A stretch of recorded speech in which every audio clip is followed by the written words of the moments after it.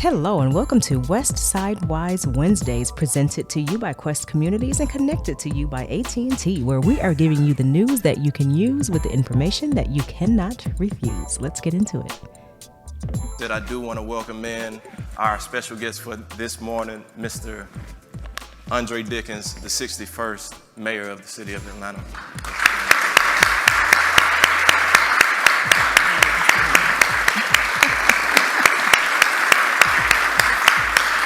Benjamin, how you doing, man? We're going to have you in the middle here. Come in the middle. How are you doing? Thank you, Benjamin. Hey, good morning. Good morning.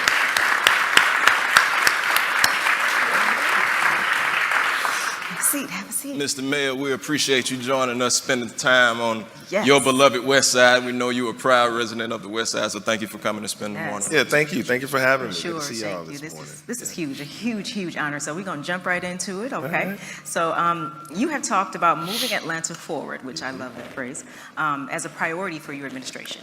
And you're focused on bringing opportunity, improving equity, and fostering a culture of integrity for our city. What are some of the milestones you are most proud of so far in your 8 months as mayor? Yeah, I mean, this 8 months has felt like 8 years already. It's been rolling. It's a full contact sport is what we're in. Some of the things, it's hard to just put it all into a few things. I'm very proud of the team that we've assembled, people that we've been bringing together, and we still have more hiring to do. But part of it is just getting started, get the team going. But then the other is some of the things is, the city responded very well to our Moving Atlanta Forward campaign, the T-SPLOST, $750 million that we have to be able to do vital infrastructure needs across the city. That's for public safety, our roads, parks, and recreation centers. So getting that off the ground. Another huge win is the amount of affordable housing that we've already done just from the beginning. I'm really big on affordable housing because we have to make sure that we have people's ability to live in this city, even though a lot of folks may work in this city. The prices have increased so much. So far we've broke ground and actually moved in about 1,600 people in the first 9 months, really the first 8 months of this year. Yes, deserves a hand for sure. And we're just getting started. My goal is 20,000 units of affordable housing over the next 8 years. And so we're going to ramp up and scale. Just yesterday, I'm the chairman of the board for Invest Atlanta. Just yesterday, we put together packages for about 20 developments, 1,800 units yesterday. So you'll start seeing those go through the process of construction and development. And then, a couple of years from now, those will be in place. So just yesterday. So what we told developers at the beginning of this year was get your shovels ready, start picking out spots of land, also get with Atlanta Housing Authority. We set up our strike force. So the MARTA has land, Atlanta Public Schools has land, Beltline has land, Invest Atlanta has land, City of Atlanta has land. If you have land and your business ends with .gov or you got Atlanta in your name, it's mine, and I am sharing with you where we need to go with it, and we're going to move at the pace that I move. And I'll just say another thing, the way we're working with the Atlanta Public School System, the way we're working with youth development organizations, we are trying to set a path for third grade reading. And so third grade reading starts happening when you're 8 years old, of course, right? So if you're a child born in the Dickens administration, we want to make sure that you are reading at or above grade level by the time I leave this seat, hopefully, if I get 8. And so, I just talk that way, sorry. But I'll be here for a little while and I'm gone, but I'm going to be here while I'm here. So those 8 years. So imagine the investments we're making in young people and working with the Atlanta Public Schools has really been, Dr. Herron and I and her team talk early and often all the time. Yeah. Yes, and I think the efforts that, your office is putting forward as far as affordable housing is very evident. And that speaks highly of the work that organizations like what Westside Future Fund is doing. Also, I saw Leonard Adams in here somewhere. Yes. Quest Communities, the work that they're doing for affordable housing. These organizations could not thrive. They couldn't do it without the support of the mayor's office and the city of Atlanta. So thank you for everything that you're doing as far as that concerned. Mays High graduate, Georgia Tech engineer. You know, you spend a lot of your time here on the West Side. You are a native. You are a legacy resident. What does that mean to you? What does the West Side mean to you? Wow. So you're right, I'm a Mays High graduate. Unfortunately, it's fine. You know, we really talk about these high schools a lot. It matters, you know, when Mays beat Douglas High School 35-0. So when we beat Douglas 35-0. You like to bring up old school. You see what I'm saying? Yeah. I was elated, but I felt sorry because those are voters too at Douglas. I got to love on all of them. I just, you know, I went over there and I was like, I'm sorry, y'all. I'm sorry, y'all getting beat so bad, you know. That's all right. Astros for life. We good. But, you know, when I was young, I mean, like, I wanted to be mayor since I was 16 years old. And my mom says I said something to her at 12 about becoming mayor. And I love this city, even though I had never left it. So imagine that my comparison was on TV and in my world I lived in. So I lived in a city where you drive on Martin Luther King Jr. Drive. Your friends are going to a school named after Dr. Benjamin Elijah Mays, and your other friends are going to a school named after Frederick Douglass. And I was born when Maynard Jackson was mayor. He became mayor, and I was born 6 months later. So all the time, I'm in a city where I'm like, when I look at New York on TV, they don't have this, you know, legacy of diversity in this way. And the diversity that I was familiar with, it was black or white at that time. And I was looking at LA and I was like, it's cool and all. I love them. It looks like those beaches are fun and that all that, but it just doesn't feel like home. It doesn't feel like how. So I had never gone anywhere, but I said the West Side is the best side. I said Atlanta is the place I want to serve. It's the place I want to be. And so, you know, that trajectory of being the first in my family to go to college, and I went to Georgia Tech. It's the only place I applied for. It's literally, my life is pretty destined, you know, like I thought, we'll go to this school, and I go to this school, I get this degree, and then I run for office, and I win, and I'm, you know, here. And it's like these things just kind of happen, you know, and I don't take it for granted, but I also kind of am very spiritual about how it works. So, you know, the other thing about the West Side is the people of the West Side have instructed the world, and definitely America, in that when we talk about disadvantaged business program, that they're trying to get off the ground in other cities. They're trying to get, you know, their airport to feel like our airport, where 38% of everything that happens out there is minority or female business enterprise owned. They want their watershed management department projects to be like ours, where 30% of it is minority and female owned. These things happen because the minds of the West Side looks and feels like equity. It says we're going to be a tapestry. That's what all those HBCUs over there are just emanating excellence and ideas across that are now, most of them stay in Atlanta and help us do, but then when they leave, they go out to places and they take that mentality and try to help foster what's special about the West Side to the world. So it's we are a crucible on the West Side of great. We cultivate talent.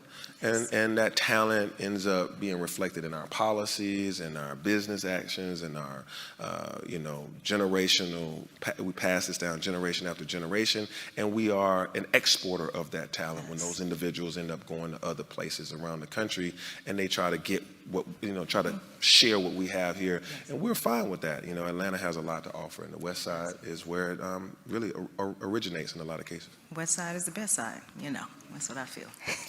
And speaking of learning, some people may not know West Side Future Fund obviously is very much invested in revitalizing, affordable housing and getting more people, like you said, to be able to afford to stay in the city. But West Side Future Fund has also helped expand early learning in the community by partnering with Atlanta Public Schools Superintendent Dr. Lisa Herring, who you mentioned a few minutes ago, and the YMCA of Metro Atlanta, to add more, this is interesting, preschool classrooms at Hollis Innovation Academy.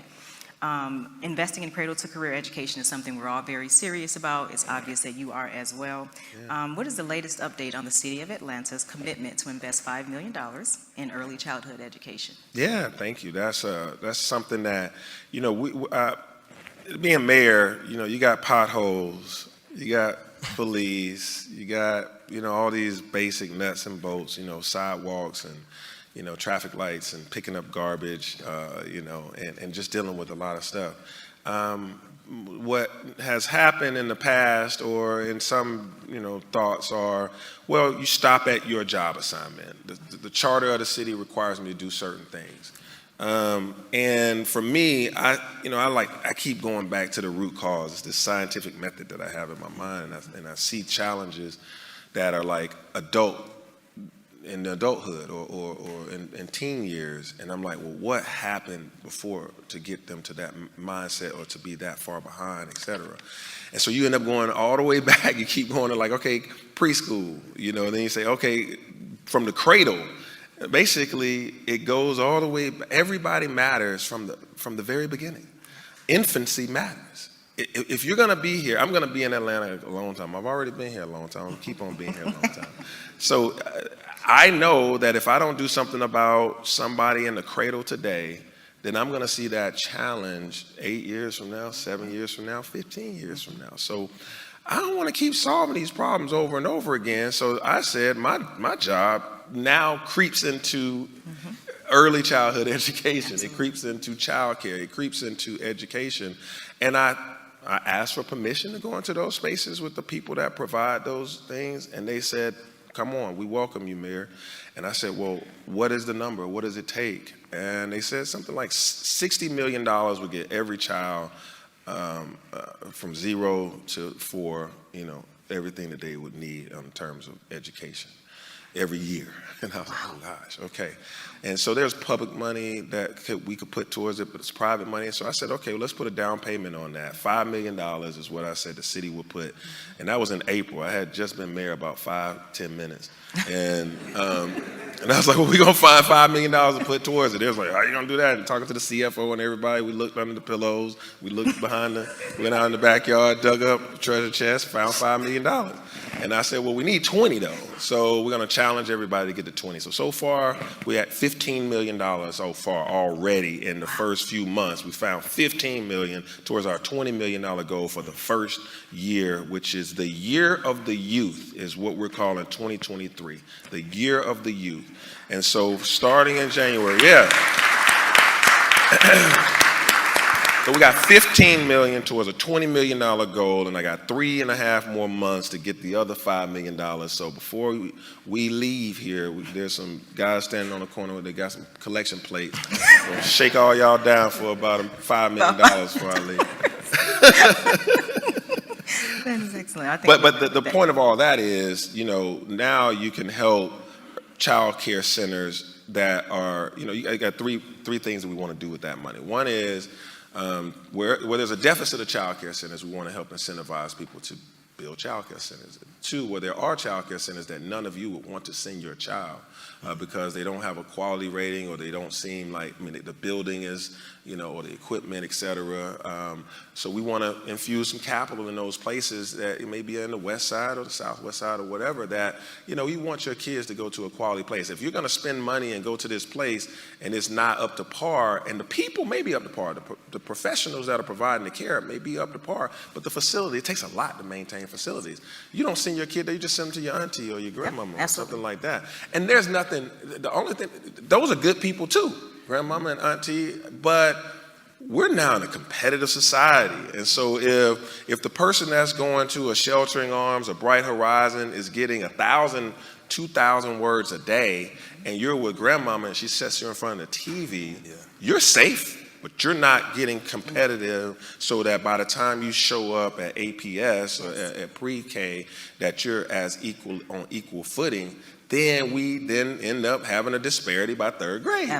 This is the math that you end up doing. So I said, okay, so how do we get everybody, prepared? So that's the second is to bring up these underperforming places or the places that you don't want to send your child, make them worsen. And then the third is to put some money in the pockets of some of the teachers, paraprofessionals that have struggled through COVID and working in environments that aren't just going back to a point that you made, and I'm glad you made it, getting ahead of of the ball, so to speak, when it comes to problems that arise later on in life. We have a lot of, like I said before you came in, we have a lot of anxiety throughout the city right now from different areas when it comes to crime and, our youth getting caught up in street life, essentially. Us being from the West Side, we know that there's a lot of that going on, but there's also the other side to it. You got you sitting here on stage, I'm here sitting on stage with the mayor. It's not all just one brushstroke, so to speak. But I do want to emphasize the point that you made, which is we have to invest early on in these people, and we have to have in these young people, and we have to have a clear vision for what it is that we're trying to put forward, and really mean it. And when we do that, the resources come, like you said. Another example was the Beloved benefit we just had in July. You were there. Yeah. Excuse me, but I had a great time. Oh, we all had a great time. Oh, Usher, Maroon 5. Usher. But it was another excellent example of what's possible when somebody is bold enough to say, okay, here's an issue, here's a possible solution. All that we need to get from A to B is the resources. Yeah. And so with that being sort of a backdrop and understanding that there's a lot of investment that our youth need right now to keep them out of a negative path. What type of initiatives does your office plan to either ramp up or instill over the next couple of years to be able to divert youth from seeing these negative opportunities to a more positive path? Yeah, I mean, this is very important if you think about it. To me, Atlanta is a group project. Yeah. Atlanta's a group project. So if in a group project, we all have to put in order for the team to win, in order for us to get the good grade or what have you. It's a group project. And so we're doing what we can on the youth development side. Majority of what we're doing is after the bell rings, right? So there's an academic, requirement of the school system. But then, after the bell rings, they're in the hands of the city and the corporations and the clergy and, all that. We're all in it. And if we act like we're not in it, then we're not putting in on the group project. And we are subject to not get the grade we want because we're not putting in on the group project. And so when Dan, Kathy, and Westside Future Fund put on the Beloved benefit, and $6 million, $6+ million goes towards all these critical nonprofits that then serve these communities, that's supporting the group project. And so for the city of Atlanta, we are committed to a number of initiatives that we did this summer already and are moving forward with it. Like I said, the Year of the Youth next year. My goal is that by the end of the next 8 years, that Atlanta, Georgia is the best place in the United States to raise a family. That's my goal. And we set big goals. And some people are like, oh man, that's hard to do. How do you make Atlanta the best place to raise a family? Well, one of those elements that you would rate would be, the level of crime. The other would be graduation rate and early childhood education participation and, stable housing and recreation and these, arts and culture. So I've created an index. My team, we're creating this little index. We're going to make sure all the people that know stuff agree to that index. And then we're going to go out here and start moving towards that. And we're going to ask corporations, we're going to ask faith leaders, et cetera, to help us. And so this summer, when, as you look back on previous summers, there was a significant number of young men selling water on the corner. Yes. I don't have a problem with their ambition, we just have to guide it. And so we did a lot of entrepreneurship programs this summer. We also had the mayor's summer youth employment program, which the big goal was to hire 3,000 youth and pay them. And AT&T and Coca-Cola and the aquarium and IKEA and the city of Atlanta. We actually, you're going to hear a report real soon that tells you that we hit the 3,000 goal, and youth crime was down 20% this year. So that's a big win. youth crime being down 20%, it didn't get to zero. You can go to the news headlines. You'll see 17-year-old did something we wouldn't want one to do, but you didn't see it at 20. It was 20% less of that than it was in years past. And so if in a short amount of time we can get there through this group project of corporations hiring youth for the summer, because summer is a very delicate period for young people. And then, midnight basketball, while originally people were like, oh, that's going to seem fun, that young new fun mayor, he's out there doing basketball. But no, the truth of the matter is the concept was you take, young men that would otherwise be getting in trouble or trying to stay out of trouble, but can't find a place to stay out of trouble because trouble could easily find you. We put them in an environment where they would compete and learn conflict resolution on the court. So we had got up to 300 young men playing basketball on Mondays and Wednesdays. When we started off, it was just Wednesday. And you see that those nights, they don't get in trouble. I didn't even do the study. 11 Alive was trying to test a theory, and they looked at the research, and there was like the nights that there's midnight basketball, several mile area around the basketball games, there's no crime. The crime is reduced. And I was like, thank God this thing worked. so it's just another way to bring down and give them positive opportunities. And then the last thing I'll say is, Mayor's Office of Violence Reduction, our nightlife initiatives, all the things we're doing with parks and recreation, and then being you and I mean, being men that they can see. They see Mayor Andre on TV, and I'm gonna say something that maybe hopefully resonates with them. They see you out in the community. They see Leonard. They see others that you just now you start. We're putting cash into. I put $1 million out there for nonprofits that serve youth, and hopefully we get this thing going where they just see so many positive mentors that they want to be like us. Absolutely. It's funny that what you mentioned. Yes.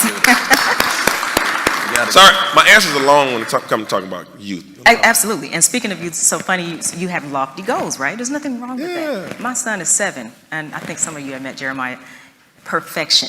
I sound like Denzel on Remember the Titans. Why wouldn't I set a lofty goal, right? Yeah. Why wouldn't you? I expect perfection out of him, and I tell him every day. So hopefully he'll land somewhere great if I expect him to be perfect, right? Right. Shoot for the moon, land among the stars. Exactly. And speaking and kind of going into, we were talking about crime a little bit earlier. So we know what Atlanta is, okay? Everybody, Atlanta is a party city. Okay, people come here and they live it up. And we appreciate that, okay? It's revenue for the city. There's nothing wrong with that. But of course, we know that kind of leads to more crime happening in and around those establishments. And I know your office has created a nightlife division and to address those establishments that do have more crime in their area, in their vicinity. But there are some critics who believe that that's going to be harder on some businesses, particularly Black-owned business owners. And so it's been met with some skepticism.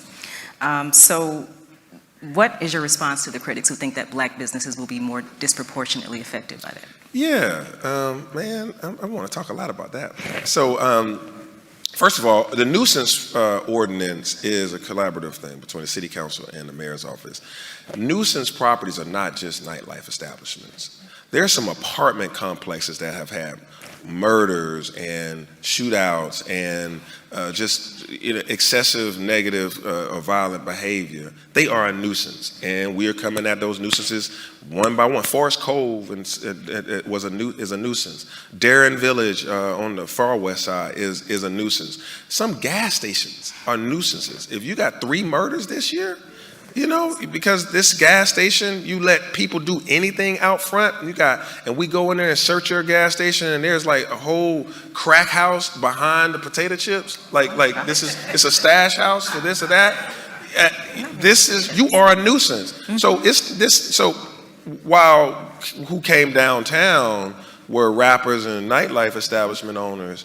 And I love them, and we have a very friendly relationship. I had to send them back out with, wait a minute, I don't know if y'all read this, but this is anybody that allows their environment to foster violent crime and tear down communities, you are a nuisance, and we're coming for you to get you out. You're a bad performer. You're a bad actor. I don't care if you're a club, bar, lounge, or a restaurant or a gas station. Yes. You're a nuisance. And so the fact of the matter is, the great thing is, we are a city that loves nightlife. And we talk about visitors come here for nightlife and concerts and conventions and events. Y'all like nightlife too, right? The people that live here like nightlife, right? And so it employs people, it provides revenue. We just want everybody to go home safe. We want you to go to nightlife, enjoy it, and go home. Go to a great restaurant, go to a bar, go to a lounge, and be able to go home. So the operators of those establishments have to provide the environment that allows you to do just that. And so we train them. We have what I call training days every 3 months. Every nightlife comes in, they learn de-escalation tactics. They learn how to, pour without getting people drunk, noticing signs of intoxication, and how to, resolve issues, and et cetera, et cetera. Your surroundings, your parking lot, lighting, cameras, all that. And they're like, okay, that's great. And nightlife crime has gone down too because of that training. Absolutely. Yeah. I really want to go back to the midnight basketball, because I saw that. I remember getting a text message about that when it first started, and I was like, yo, this is dope. And I knew immediately, because I live off of MLK, so it's right at the rec center, yeah. the street from me. And so I knew immediately the impact that was going to have. And for people who aren't as familiar, black people, this is not a trope. On the west side of Atlanta, we love to hoop. That is just what it is. We love basketball, right? And so I thought that was just a brilliant initiative, because here is an opportunity for young men to not just engage with one another in a healthy environment, but like you said, it's also getting them out of the trouble that because to be honest, we from the west side, so it's frequent that you can pass by a gas station where you see somebody outside just standing around looking like they might be doing something they don't need to be doing. Right. Unfortunately, that used to be young people. To a very high percentage used to be young people. And so with this midnight basketball and other initiatives like this, you take a lot of that out of the equation. So I do want to give you kudos for that initiative, because that is really having an impact, and I'm seeing it every day. What has been one of the biggest challenges though? We've got the wins that we talked about, but what has been one of the biggest challenges since you've taken office? Yeah, so the challenge is how to manage all the competing interests. So I'm high energy. I go, 13, 14 places a day, just moving, doing stuff. But then you collect a whole bunch of as you go, I'm going to leave this room. I'm going to get 10 texts and emails saying, I want you to do something, this and this and this. It's having a vision, having a strategy, hiring people around you, keeping the team. So it's moving this battleship and being able to handle all the various aspects of running a city, and dealing with past issues. So, taking care of the People's Town issue that's out there lingering. Stop fighting with certain developers that provide a lot of affordable housing. Get that off the table, so that they can run and hit the goal. Take care of Forest Code. Potholes. I don't want to be the mayor that receives a call about a pothole and I got to go out there and fix it. Just create a pothole posse like Mayor Franklin did, and then you get that out of the way, and you say every 5 days you call 311. 5-6 days later, a pothole is filled. So I guess what I'm saying is being able to. I came in this thing to move Atlanta forward. It's not just a moniker. It's really I believe we can move forward. I know who we are and I know where we're supposed to be, and to do that, everybody got their own vision for it, their own way for it. And for me, it's how to navigate that. Still, you got to fight these old issues. You're still coming out of COVID. You got to go pick up people's garbage and recycling when that wasn't happening on day one. So you just got to be able to get the stuff done. So I guess what I'm saying is the challenge is walking and chewing gum. The balance of getting a hospital calls you and 2 hours tell you that in an hour and a half we're about to announce that we're going to close. Wow. Right? So Wellstar did a thing to us, and so you end up having to deal with that. And for the last 2 weeks, I've probably spent about 60 hours, and then my team has spent another 60 hours dealing with that. So how do you manage? They had a whole lot of other stuff on their desk. that was a bunch of stuff on their desk to get moved forward. Now, 60 more hours or so in 2 weeks has been spent towards something that ain't even in the city's charter. Hospitals are not, that's the county, that's the state, but I care about your health. The first line of my vision statement is a city that's safe, healthy, connected neighborhood. So the healthy part is a threat right now. So when you talk about challenges, this phone rings and I don't know what's about to happen. But at the same time, you gear up, you suit up every day, and you get the job done. Keep it moving, absolutely. You got to push forward. Absolutely. We got some questions Questions from from our the audience? Okay.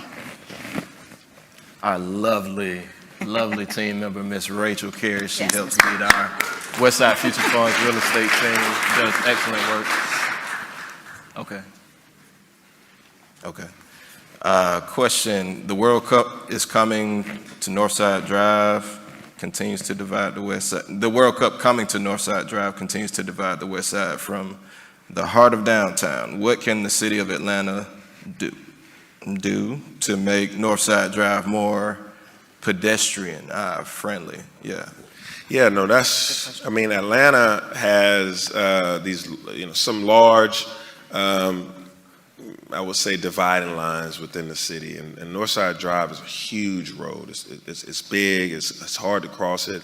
We're talking about like refuge islands at the crosswalks where there's a place where you can stand in the middle if you can't make it. If you're in a wheelchair or you're someone that's in a cane or disabled in some way, trying to be able to get across on the in one time time clock, it's difficult for everyone. So being able to redesign it in a way that provides some refuge. Also, it's a state road. The city doesn't own the road. So we have to work collaboratively with Georgia Department of Transportation. And there's a couple other streets that's like that. State routes are for commerce. That's what they're for. They're built so they can manage large, truck traffic. The things that we get, the goods and services, whatever is required to build this building or to build the next building, it doesn't come in a small vehicle, it comes in a large vehicle. So commerce has to happen. So you have these large roads for that reason. So I would say that it's tough, but it's a delicate balancing act and a negotiation with the state about, well, how can we still provide pedestrian safety while what their goal is to be able to have good ingress, egress from the highway into the city.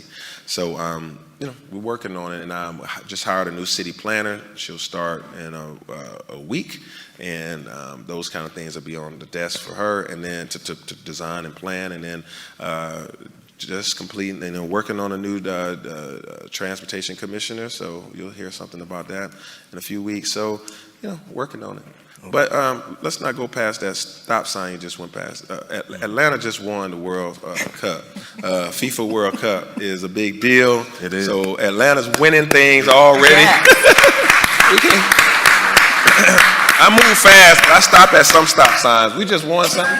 Yeah. We gonna And then also the national championship for football. We won that too. Yeah. And I'm serious about this, y'all. Nobody has told us no yet. No one has said next time, Atlanta. Yeah. I'm going for the DNC 2024 that convention too. So the West Side, and then yesterday we just did a big package for Herndon Homes, Herndon Square. So you'll see new construction happening right there on North Side and North Avenue, right around right here. So that'll be a new gateway. Yeah, and shout out to all our friends over at Mercedes-Benz Stadium. We appreciate all the work that they're doing. Yeah, absolutely. Sports Council, Mercedes. Absolutely. Y'all pray for our Falcons, though. We need that. Next question from the audience. What is the status of the jail? Are you considering reopening it? Yeah, so one misnomer is the city's detention center is actually open. It's never been closed all the way. It's just been it's probably I don't know how many inmates today, but it may be 30 or 40 people there in a detention center that can house 1,300. So around in the early 90s, it was created, and it can house 1,300 individuals. But that was back when we had the municipal court also did a lot of other charges, and so now we have the municipal court, and they would you can get charged, but you can also go to Rice Street, which is Fulton County Jail, and then we had ICE detainees there, and we had other things that had this jail, this detention center of the city up, up in the hundreds of capacity each night. But we came off of that when we reduced cash bond, and we also got rid of ICE. So now you have about 50 people in that jail or less each and every night, and those are people that DUIs or people that are child support avoidance, and you get into a bar fight, that's where you go. So that is for me. But then you go to Rice Street, which is Fulton County's detention center, and there's 550 people sleeping on the floor right now, sleeping in the hallways because they're overcrowded. That facility that Fulton County owns was built something like 30 or 40 years ago, and the county has tripled in size since then, which means, unfortunately, the amount of people that have committed an offense that lands them in jail has increased. And that jail is for everybody from Alpharetta all the way down to Union City. And so it's overcrowded. And so they need to build a new jail, or they need to learn how to process cases faster. So my pressure point that I'm going to be applying is, all right, I am now allowing you to place some of those detainees in our center, our ACDC. That comes at a great cost to me. Several citizens don't want us to be in a jailing business.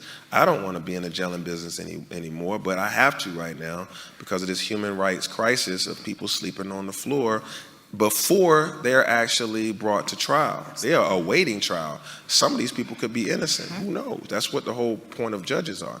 And so the judges have to get through these cases. They got to go to work every day. The prosecution has to occur. We got to get better data systems. That's all on Fulton County. And I need the citizens of Atlanta and this office to apply pressure. The mayor is the person you see on TV all the time, and that's why everybody say mayor, mayor, mayor. But there's a whole county that gets about the same money as the city, and they're supposed to do stuff, right? And so your tax dollars at your house, 25% of it goes to the city, 25% goes to the county, 50% goes to the school system. So when we have jailing problems, there's a whole set of folks that you're supposed to call the county. Nobody storms that gate. Y'all need to start calling them people, telling them that they got to do some work. Yeah, and I have to bring up the fact that, on the West Side, we have these initiatives to try to keep people out of trouble in the first place. And I know, West Side Blue is one that you're big on. Yeah. And shout out to Atlanta Police Foundation and the resident officers that we have living in West Side Future Fund properties to help, negate a lot of that activity around those properties. But anything about Westside Blue and that type of initiative? Yeah, I was asked recently about, bringing back Westside Blue and putting more resources toward it. It was a public-private partnership. So Westside Blue is the city investing in it, but also the merchants and business owners investing in the various businesses in that area, the Walmart, Chick-fil-A, Zaxby's, as well as businesses around here to be able to increase patrols. So the city of Atlanta has a police force that is broken up into zones and beats, and there's a beat that this is in, but with the volume of activity here, the citizens and businesses want more protection, and so to be able to provide that, just like there's a Midtown Blue, there's a West Side Blue that we can put together, and that will be a public-private partnership where businesses help contribute towards the additional police force, whether they're on bicycle or whether they're walking. That would be helpful. And so, as a council member, right at the end, I put forth money out of my council funds to go towards that. And now we're talking with various business stakeholders to see how much more is needed. So we'll see what we come up with, because we want to make sure that the West Side Blue is going and people feel safe in the West Side area. Absolutely. And we know you got somewhere to be, but Yes. so we want Ebony to ask our last question for you this morning. We appreciate your time. Want to do one from the audience? Oh, that was all. Oh, it's not one. I'm so sorry. Yes. Anything that we can expect 2023 coming from your administration?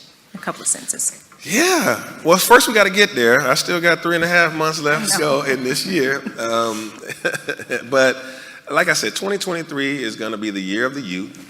It's going to be a collaboration between everybody in this room and everybody everywhere. I mean, it's really about putting our arms around youth in every way.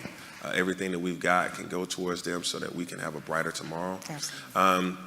Also in 2023, you're going to really see us be you're going to see a lot of construction on affordable housing, a permitting process that's more fluent, Leonard, than others, so that we can get all these developments up and going faster.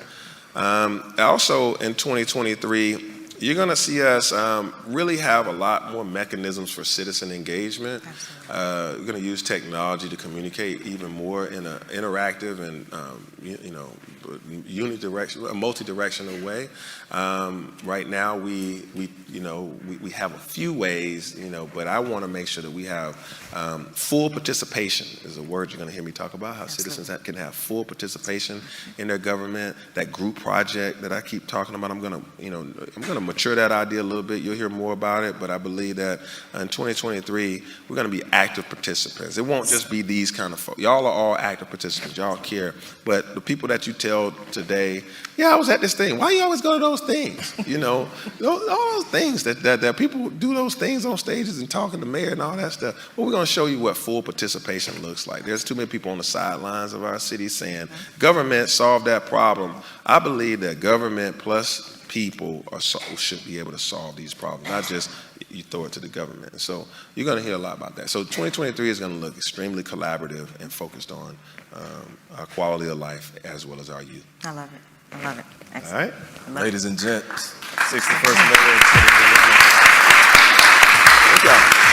Hi, it's Ebony Ford, host of Westside Wise. Access to affordable, reliable, high-speed internet is more important than ever. That's why AT&T is furthering its efforts to help bridge the digital divide by offering new solutions that help households here in Atlanta and beyond stay connected to work, education, healthcare, and more. AT&T has worked to reduce barriers to the cost of home internet service by combining access from AT&T, which provides low-cost internet service for eligible households, with the Federal Affordable Connectivity Program benefit. Eligible households can get free home internet service. I discovered access from AT&T at a time when I had no car, no job, no money, no internet. It was the segue for me to be able to apply for benefits, look for childcare programs, look for jobs, and attend training. It literally was my foundation to be able to get back on my feet. And it all started with access from AT&T. Terms and restrictions apply. Speeds up to 100 megabits per second where available. Learn more at